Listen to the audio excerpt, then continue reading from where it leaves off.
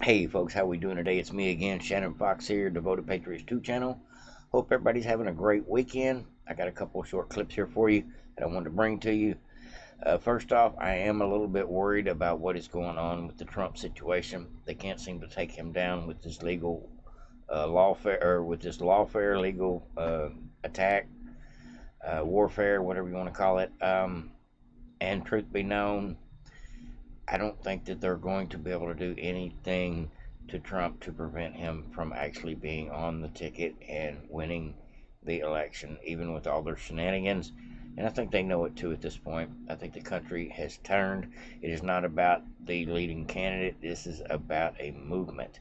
That's why none of these other contenders in the Republican race can even hold a candle to Trump. Is because this is about a movement. This is about fixing our country. This is not about picking one of those guys or ladies over there in that Republican debate that really don't seem to have their eye on the ball as far as what this country really needs, starting with closed borders and a de-weaponized government.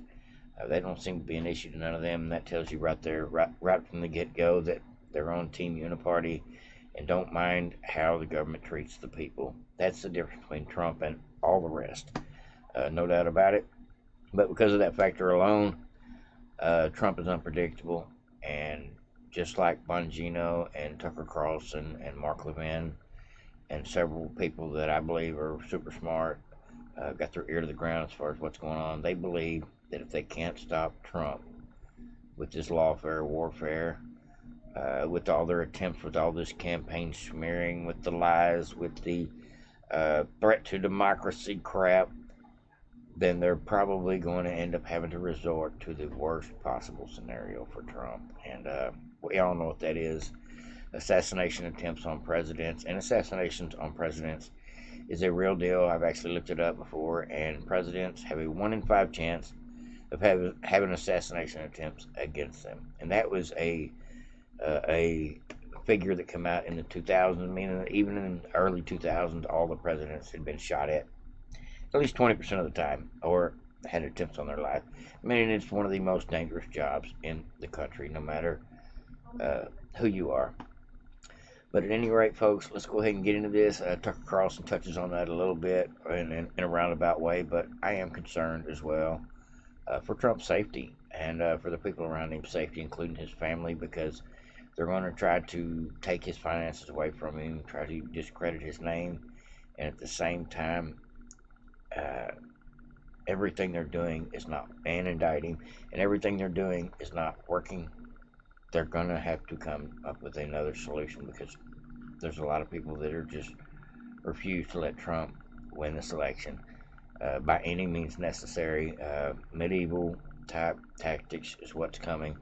So get ready, folks. Over the next year or so, it is going to get more intense than we could even imagine, with new tactics, new plan of action, new smears, new lies, and even some more sinister stuff than that, possibly.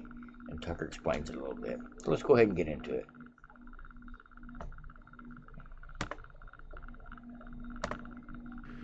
So they've done everything they can by legal means, which are in fact extra legal means, if we're being totally honest, completely third world stuff, to take the opponent out of the race, and they're still losing.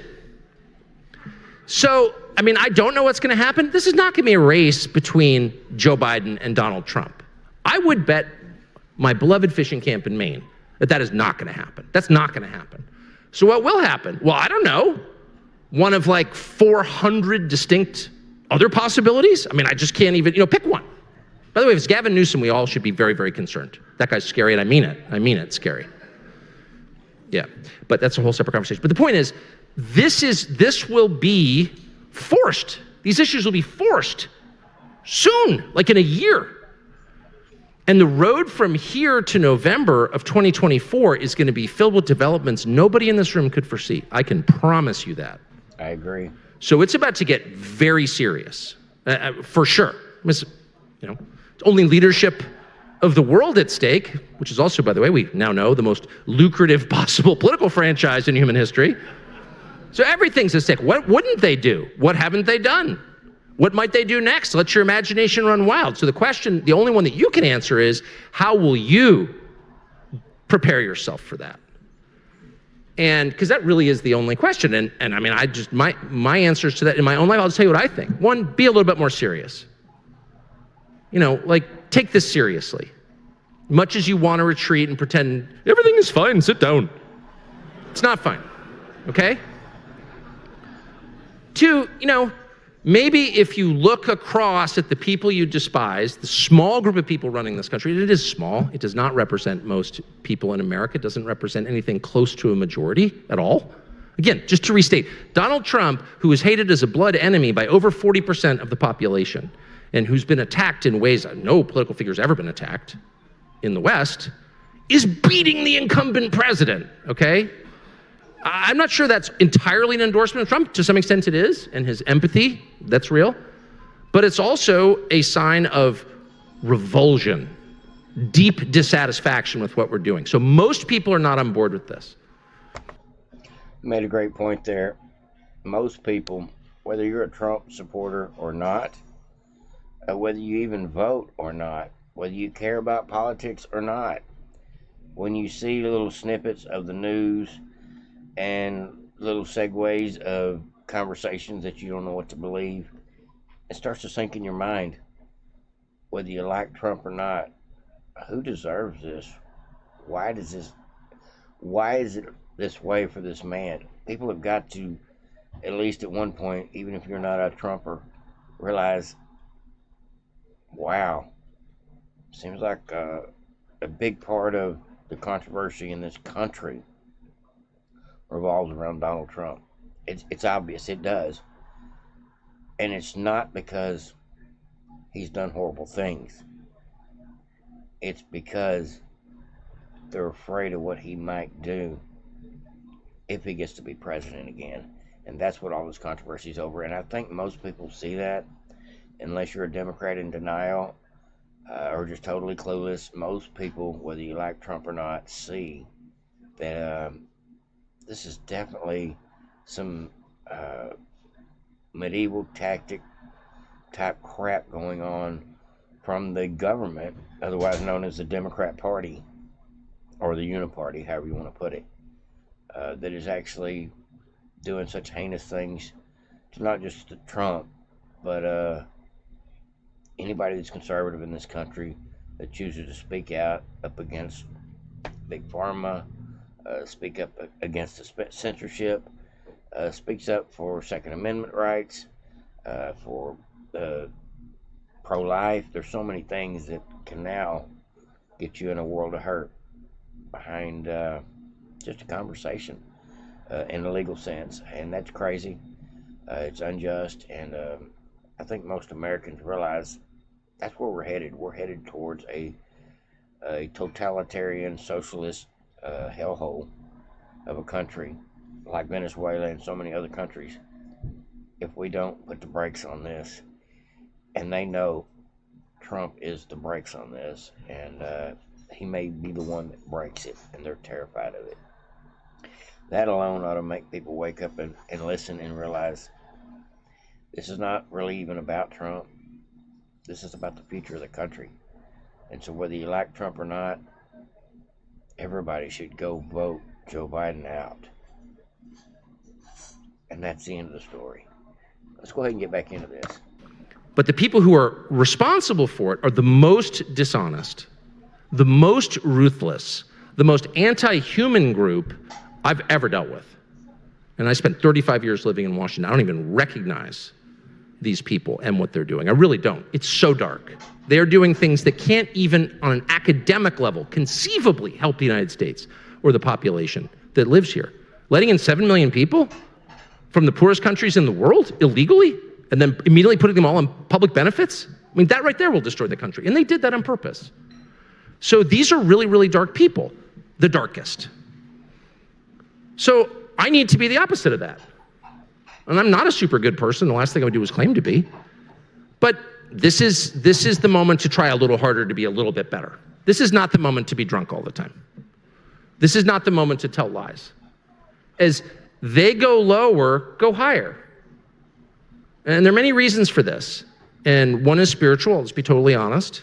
I do think this is a spiritual battle. There's no political explanation for it whatsoever. But one other reason is for the way that you feel about yourself. When you're honest, you are proud of yourself. When you're honest, you are strong. When you lie, you become weak. That is true. Tell a lie, you become weak. Why do you lie? Because you're hiding something. Because you believe that the people around you knew what you really thought or said or did, they would think less of you. That diminishes you. Your power ebbs when you lie. Tell the truth. Absolutely. Live life to the fullest. Be your true self. Prepare yourself. And how will you prepare? Because the Democrats have no intentions on being honest, fair, or kind in any way, shape, or form. And I'm not talking about everybody that necessarily votes Democrat, but the Democrat Party itself, the people in Washington that are controlling the levers of power, that are literally trying to run roughshod over every citizen in this country, including the idiots that will vote for them, that are just too blind to see. That's all I got for you folks on this video. I'll play you a little short clip of why this is such a serious issue for us. And no two ways about it, folks. This is why it is so important to vote. So we don't have to put up with another 4 years of this kind of crap. Because it's always a possibility. Bear with me just a second, folks. Let the video upload. It's about, well, the great uniter in chief. You know who I'm talking about. The great gaslighter, otherwise known as Slippin' Joe. Let's see if I can get this video to pull up, folks. There we go. Alright. Now, this is what we do not need for another 4 years, so encourage everybody that you know. If you do nothing else in your life over the next year, encourage everybody you know why it's so important to vote. Get them registered. Get them out there voting. You got to take them with you. Seizing power, concentrating power, attempting to abuse power, purging and packing key institutions, spewing conspiracy theories, spreading lies for profit and power to divide America in every way, inciting violence against those who risk their lives to keep America safe, weaponizing against the very soul of who we are as Americans. This MAGA threat is a threat to the brick and mortar of our democratic institutions. But it's also a threat to the character of our nation. Reality of the matter is, folks, what he means when he says a threat to our democracy, it's actually a threat to their autocracy, their totalitarian attempt to paint the MAGA Republican extremist into one picture as the violent, horrible, trying to overthrow the country type, white supremacists as well, while they are the ones that are actually dividing the country with the race word and the race issues with everything they can, including the media. The Democrat Party is the ones that are opening our borders and leaving our country unsecure and unsafe in every way, including with the fentanyl issues. These are the folks that pretend they want to embrace the country, while they point the finger at over half of America and say you're the enemy because you support the guy that's America first. We all know, folks, that all these attempts to call us conspiracy theorists and blame the Republican Party for all the fails of this country at the moment, most Americans see through Joe's bullshit. That's all I got for you, folks, but keep in mind, this is who we do not want to have to deal with for another 4 years, him or anybody like him running our country. So instead of being gaslit for another 5 more painful years, we got to get everybody out registered to vote. Everybody you know. Make it your sole purpose in life when it comes close to next November that you make sure everybody you know that even is thinking about voting gets up and shows up. That's all I ask, folks. That's the main reason I do this podcast, is to hope to not just spread the message, of hope, but to inform people, especially expose stuff, especially when I think it's something that needs to be shared, especially some of the rotten crap that goes on. Some of these people need to be ousted. I love to do that, but I also, as part of my mission statement, my premise here is to encourage everybody to not just vote regular, and encourage your fellow citizen why it's so important to vote. That's all I got for you folks. Like, subscribe, and share. Go to Patriots. Everybody have a great day. Over and out.